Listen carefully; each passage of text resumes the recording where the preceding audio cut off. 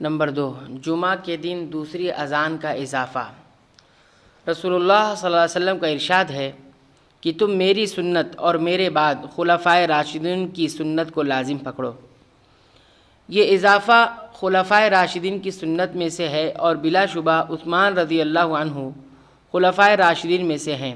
آپ نے اذان کے اضافے میں مصلحت سمجھی تاکہ لوگوں کو نماز جمعہ کے وقت کے قریب ہونے سے آگاہ کر دیا جائے، کیونکہ مدینہ کی آبادی پھیل چکی تھی، مسجد کی اذان کی آواز کا پہنچنا ممکن نہ رہا تھا۔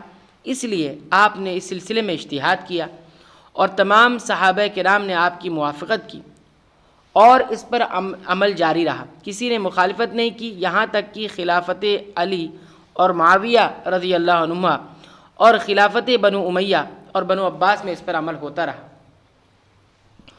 عثمان رضی اللہ عنہ نے اس اذان کو رسول اللہ صلی اللہ علیہ وسلم کی نماز فجر میں وقت سے قبل پہلی اذان سے لیا تھا، جو آپ نے سوئے ہوئے کو بیدار کرنے، قیام کرنے اور روزہ رکھنے والوں کو تیار کرنے کے لیے مشروع کیا تھا۔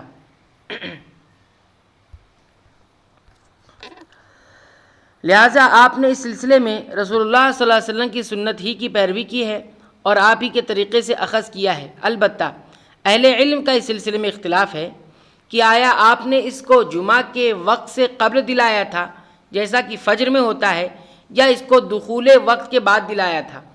حافظ ابن حجر رحمہ اللہ کا رجحان ہے کہ یہ اذان دخول وقت کی اطلاع کے لیے تھی، چنانچہ آپ فرماتے ہیں کہ یہ بات ظاہر ہو گئی کہ عثمان رضی اللہ عنہ نے دیگر نمازوں پر قیاس کرتے ہوئے دخول وقت یعنی نماز کا وقت داخل ہونے کی اطلاع کے لیے اس اذان کو ایجاد کیا تھا۔ اس سلسلے میں آپ نے جمعہ کو باقی نمازوں کے ساتھ ملا دیا اور اس کی خصوصیت کو خطیب کے منبر پر تشریف فرما ہونے کے وقت کی اذان کے ذریعے سے باقی رکھا، اور اس کے اندر اصل سے معنی کا ایسا استنباط ہے جو اسے باطل قرار نہیں دیتا۔ اور لوگوں نے جو جمعہ کے وقت سے قبل دعا، ذکر اور صلاۃ و سلام وغیرہ ایجاد کر لیا ہے، تو یہ بعض علاقوں میں ہے اور بعض میں نہیں، لیکن سلف صالحین کی اتباع ہی بہتر ہے۔ جن حضرات کی یہ رائے ہے کہ آپ نے یہ اذان دخول وقت سے قبل دلائی تھی، یعنی ابھی وقت داخل نہیں ہوا، اس سے پہلے، ان کا کہنا ہے کہ اس سے مقصود فجر کی اذان اول کے طرز پر جمعہ اور اس کی طرف سعی کی اطلاع دینا ہے۔ جیسا فجر میں ابھی فجر کا وقت نہیں ہوا ہے اور پہلے سے اطلاع دی جاتی ہے، لوگ پہلے سے اٹھے تیاری کر لیں، تو اسی طرح جمعہ کا وقت ابھی داخل نہیں ہوا تو پہلے سے اطلاع کر دے کہ وقت داخل ہونے والا ہے، تیاری کر لیں، اس طرح کی چیز تھی۔ لہٰذا اگر یہ دخول وقت کے بعد ہو تو مقصود حاصل نہ ہوگا، اب وقت داخل ہو گیا پھر اطلاع دے رہے ہیں تو مقصود نہیں، اور جمعہ کے وقت میں تاخیر لازم آئے گی، پھر تو جمعہ اور لیٹ ہو رہا ہے، تو یہ خلاف سنت ہے اور اسی صورت میں بدعات سے نجات مل سکتی ہے، جسے لوگوں نے تذکیر اور ذکر وغیرہ کی شکل میں ایجاد کر رکھا ہے، جس کی طرف حافظ ابن حجر رحمہ اللہ نے اپنے کلام میں اشارہ کیا ہے اور صرف یہ کہنے پر اکتفا کیا ہے کہ سلف صالحین کی اتباع ہی بہتر ہے۔ نمبر 3، اسلام لانے کے بعد یومیہ غسل۔ عثمان رضی اللہ عنہ نے جب سے اسلام قبول کیا اپنا معمول بنا لیا تھا کہ آپ یومیہ غسل فرماتے تھے، یعنی روزانہ غسل فرماتے تھے۔ ایک دن آپ نے لوگوں کو صبح کی نماز پڑھائی، بعد میں دیکھا کہ آپ کے کپڑوں پر احتلام کے آثار ہیں، فرمایا واللہ میں بوڑھا ہو چکا ہوں، مجھے جنابت لاحق ہوتی ہے اور پتہ بھی نہیں چلتا۔ پھر آپ نے نماز دہرائی لیکن مقتدیوں نے نماز نہیں دہرائی۔ نمبر 4، سجدہ تلاوت۔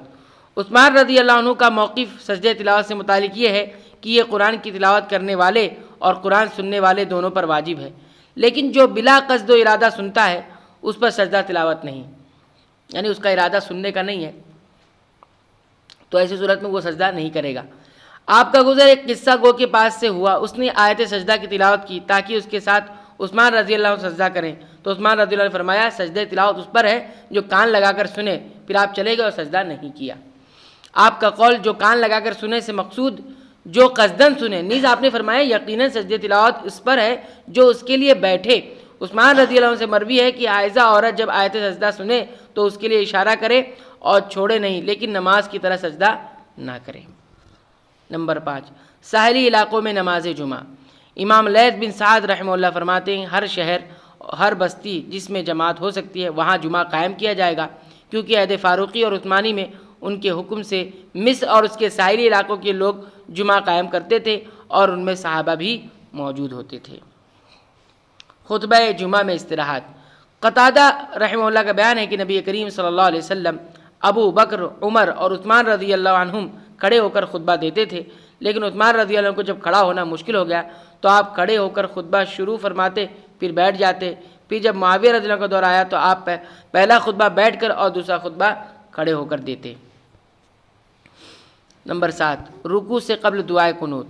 انس رضی اللہ عنہ کا بیان ہے کہ جس نے سب سے پہلے رکوع سے قبل دعائے قنوت ہمیشہ پڑھنی شروع کی وہ عثمان رضی اللہ عنہ ہے، تاکہ لوگوں کو رکعت مل جائے۔ یہ اجتہادی مسئلہ تھا ان کا۔ نمبر 8، احکام حج کے سب سے بڑے جمعہ میں کہ فجر میں دعا قنوت؟ یہ ذکر نہیں کیا ہے کہ اس وقت کیا ہے، اس میں ذکر نہیں کیا ہے کون سا وقت ہے، مجھے بھی علم نہیں کہ اس وقت کی بات ہے، لیکن قنوت جو ایک تو قنوت وطر ہوتا ہے، اب یہ خاص غالباً ہو سکتا ہے رمضان کا مسئلہ ہو، یہ بھی ہو سکتا ہے، کیونکہ یہ ہاں رکوع سے پہلے اس لیے تاکہ رکعت مل جائے، نہیں جماعت میں ہوتا تھا یہ، ہاں تو وہ یہ جماعت کی بات ہے شاید، تاکہ لوگوں کو رکعت مل جائے۔ اس کا مطلب کہ جب نماز پڑھاتے تھے تب ایسا کرتے تھے، جماعت میں پڑھا رہے ہوں گے تو ایسا کرتے ہوئے غالباً رمضان کا مسئلہ ہوگا یہ۔ نمبر 8، احکام حج کے سب سے بڑے عالم۔ امام محمد بن سیرین رحمہ اللہ فرماتے ہیں کہ لوگ یہ سمجھتے تھے کہ احکام حج کے سب سے بڑے عالم عثمان بن عفان رضی اللہ عنہ اور پھر عبداللہ بن عمر رضی اللہ عنہ ہیں۔ نمبر 9، میقات سے قبل احرام سے روکنا۔ عبداللہ بن عامر رضی اللہ عنہ نے خراسان فتح کیا تو فرمایا یہ اللہ کی طرف سے فتح و نصرت حاصل ہوئی ہے، مجھ پر لازم ہے کہ میں اس کا شکر ادا کروں۔ اس کی شکل یہ ہے کہ میں خراسان سے احرام باندھ کر عمرہ ادا کروں، لہذا انہوں نے نیسا پور سے احرام باندھا اور خراسان پر عنب بن قیس کو اپنا جانشین مقرر کیا۔ جب عمرہ ادا کر کے عثمان رضی اللہ عنہ کی خدمت میں حاضر ہوئے تو عثمان رضی اللہ عنہ نے فرمایا تم نے اپنے اس عمرے سے خسارہ اٹھایا جبکہ نیسا پور سے احرام باندھا۔